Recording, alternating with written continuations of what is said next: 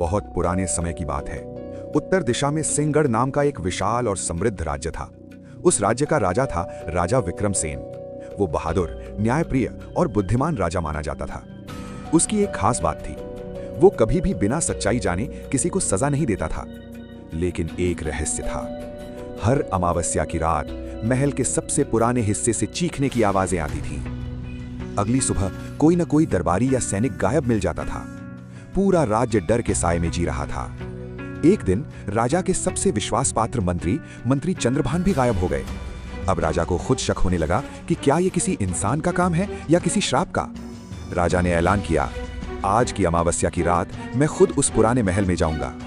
किसी को यह सुनने की हिम्मत नहीं हुई, लेकिन राजा का निर्णय अटल था। अमावस्या की रात, आधी रात, महल के दीपक बुझ चुके थे। राजा अकेले तलवार लिए पुराने महल में पहुंचा। अचानक ठक ठक ठक कदमों की आवाज। राजा ने तलवार खींच ली। तभी एक गुप्त द्वार अपने आप खुला और राजा अंदर खिंचता चला गया। अंदर एक विशाल कक्ष था, दीवारों पर खून के निशान और बीच में एक सिंहासन। उस सिंहासन पर बैठा था राजा विक्रमसेन का ही हमशक्ल। राजा स्तब्ध रह गया। वो हमशक्ल बोला, मैं तुम्हारी परछाई हूं, तुम्हारा वो रूप जिसे तुमने सालों पहले कैद किया था। राजा को याद आया, युवावस्था में सत्ता पाने के लिए उसने अपने ही बड़े भाई को गुप्त रूप से मरवा दिया था। वो हमशक्ल असल में कोई भूत नहीं था, बल्कि राजा का अपराध बोध, जिसे एक पागल तांत्रिक ने रूप दे दिया था। गायब हुए लोग सब जीवित थे।